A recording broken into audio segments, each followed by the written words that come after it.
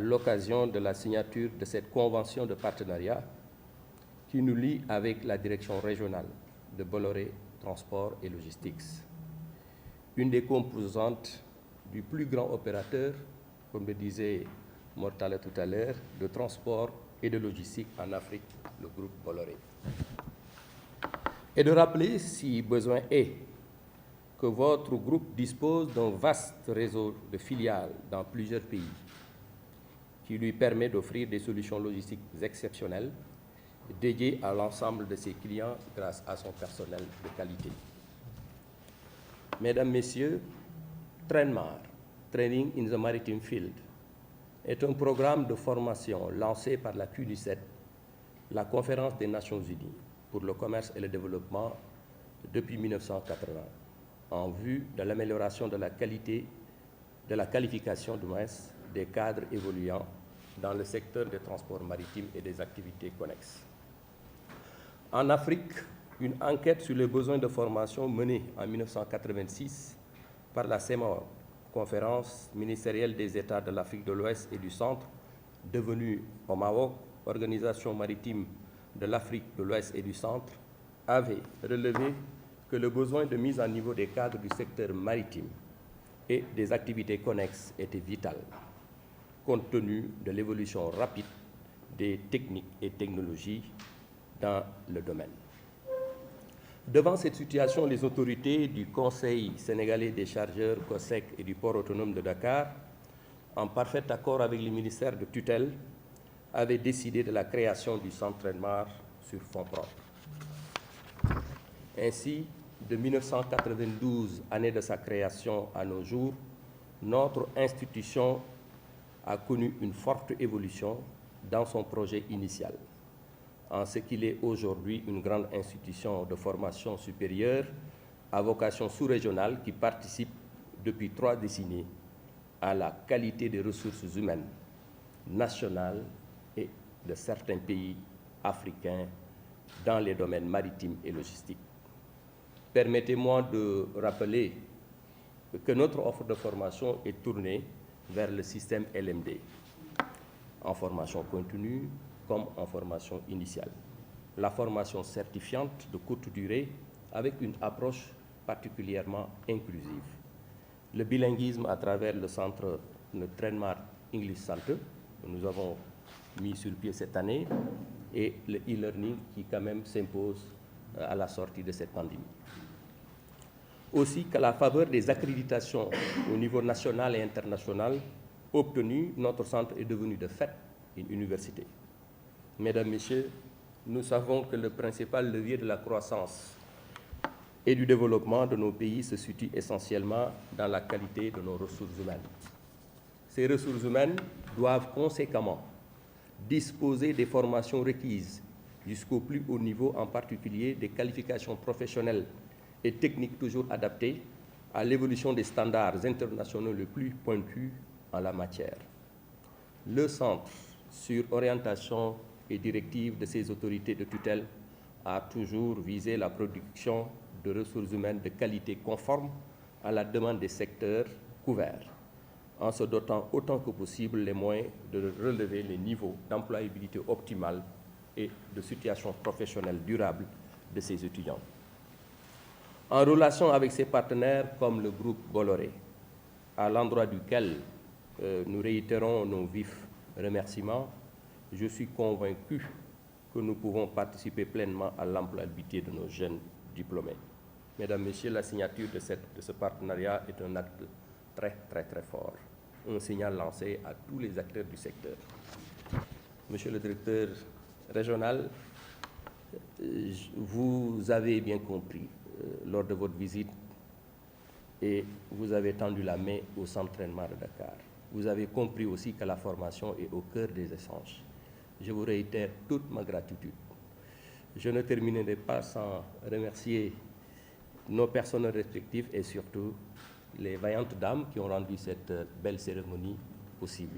Je pense que c'est lié à la formation, mais il faut tenir compte du changement de l'environnement. C'est ce changement, cette mutation qui joue souvent des tours à des grands groupes comme nous. Nous ne pouvons pas rester comme nous avons été il y a 20 ans, parce que le monde change, parce que le personnel change. Tata Sylvie, notre grande sœur, la sœur du général, 34 ans. Aujourd'hui, nous voyons les gens qui restent chez nous pendant 10 ans, on en cherche. Donc les jeunes n'attendront pas tout ce temps. Il faut leur donner des bons salaires, il faut leur donner des perspectives de carrière. Pour donner des perspectives de carrière, dans un environnement qui évolue, il faut de la formation. Nous sommes très fiers d'avoir le centre Trémar parce que nous sommes convaincus qu'on a toutes les compétences au Sénégal pour faire les formations. Nous ferons en sorte que les pays qui n'ont pas cette chance, comme le Mali, la Mauritanie, la Gambie, d'autres pays qui ne sont pas de notre région, mais qui auront besoin, comme le Burkina et autres, nous ferons en sorte qu'ils puissent envoyer des collaborateurs chez vous, parce que nous sommes convaincus qu'ils seront mieux formés et ils seront confrontés à la réalité, parce que je peux être formé à Harvard Business School, mais Harvard Business School va vous parler de l'environnement américain. Alors que nous sommes en Afrique, et en Afrique, il faut de la compétence, il faut de la connaissance, il faut aussi de l'agilité. Quand vous allez à Sandaga, ce n'est pas ce que vous avez appris à Harvard qui va vous servir. Il faut vous adapter à Sandaga parce que les milliardaires sont sortis de Sandaga. Et c'est ça l'objectif. Donc, je vous remercie de votre disponibilité, et de votre pragmatisme. En peu de temps, cette cérémonie a été rendue possible grâce à nos collaborateurs et à leur engagement. Que Dieu fasse que nous puissions perpétuer cette collaboration et que nous puissions en tirer le meilleur profil. Monsieur le directeur, Madame la directrice, chers collègues du Centre Trémar, nous sommes très fiers de vous. Nous vous suivons et nous sommes sûrs que le Sénégal a fait le bon choix parce qu'on vous a donné un centre bien, mais vous l'avez fait grandir et vous l'avez fait rayonner. C'est ça le manager. C'est celui qui regarde les prochaines générations et qui fait grandir les autres collaborateurs. Et je l'ai dit en toute confidence à Momar, quand je vous ai vu échanger avec votre adjointe, j'ai dit ça fait plaisir parce que dans beaucoup de sociétés, quand le DG parle, la DGA ou le DGA est là-bas, on a l'impression que les gens sont en compétition. Et je pense que c'est un bel exemple. Continuez comme ça. Et je pense que vous irez très loin. Moi, j'ai cette chance, j'ai des coéquipiers. Et souvent, on n'est pas d'accord, mais on va dans la même direction. Et je pense que c'est cette différence qui nous enrichit. On a le devoir moral, parce que nous sommes dans des groupes multinationaux où il n'y avait pas beaucoup d'Africains.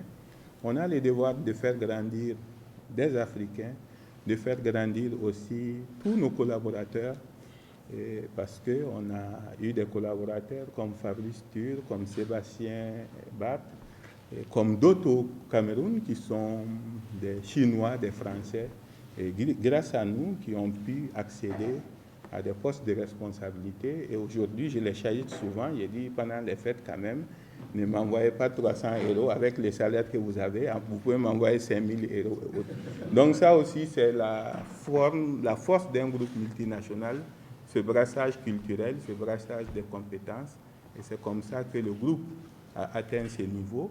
Et aujourd'hui, nous sommes dans une nouvelle perspective de développement. Nous sommes en train d'être rachetés par MSC, qui est le premier armement mondial. Je pense que c'est une bonne chose. On sort de notre zone de confort. On va se mettre à l'italien. On commence à... Moi, je mange plus de spaghettis que de tchéboudjiennes maintenant. Donc, on va se rappeler. Que Dieu nous aide, que Dieu veille sur nos deux structures, que Dieu bénisse le Sénégal, que Dieu fasse que la paix, la stabilité rayonne à jamais dans ce pays. Le Sénégal n'est pas pour les Sénégalais seulement. Le Sénégal est une des rares oasis en Afrique quand les autres sont désespérés. Quand on regarde vers l'Afrique de l'Ouest, à la pointe de l'Afrique de l'Ouest, on a un pays qui fait qu'en sorte qu'en Afrique, tout le monde garde espoir.